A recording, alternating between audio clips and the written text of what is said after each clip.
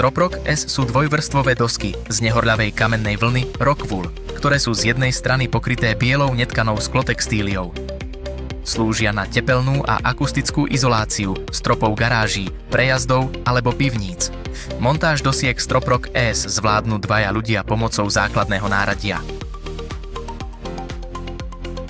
Pred začiatkom prác sa uistite, že podklad, ku ktorému sa budú dosky Stroprok S pripevňovať, je suchý a čistý. Na prichytenie dosiek Stroprok S sa používajú mechanické kovové kotvy s kovovými tanierikmi. Hĺbka kotvenia závisí od hrúbky krytia dolnej výstuže stropnej dosky a typu použitých kotiev. Túto hodnotu vždy určuje výrobca kotiev. Najskôr si na doskách Stroprok S označte miesta na vrtanie. Dosky majú rozmer 1000 mm x 600 mm, čo značenie bodov zjednoduší.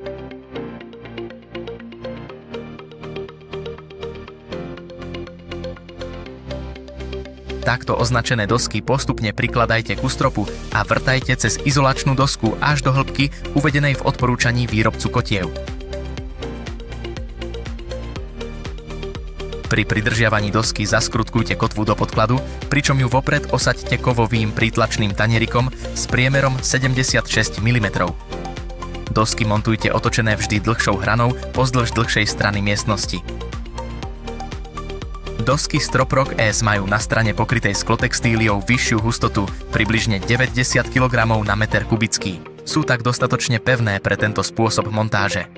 Tuhosť hornej vrstvy a pružná spodná vrstva dosky s hustotou približne 50 kg na meter kubický umožňujú dokonalé nastavenie každej kotvy a zabraňujú vzniku deformácií v miestach upevnenia. Pred zahájením prác najprv skontrolujte, či je strop pravouhlý. Ak nie je a vyskytujú sa odchýlky, začnite montovať dosky tak, aby boli od steny odsadené približne o 20 cm smerom k osi miestnosti.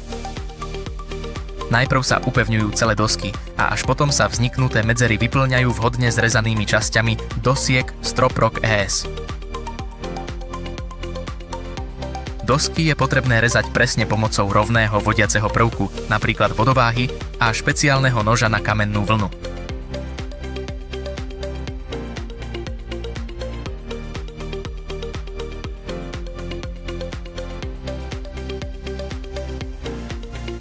Dosky montujeme postupne, jednu vedľa druhej.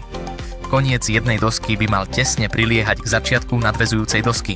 Môžete tak využiť vždy celú dosku a ušetriť peniaze vďaka minimalizácii odpadu. Upozorňujeme, že rezaná doska by nikdy nemala byť kratšia ako 25 cm. Odkryté hrany dosiek, izolovaných nosníkov alebo stĺpov je možné prípadne zakončiť prilepením ďalšej vrstvy textílie.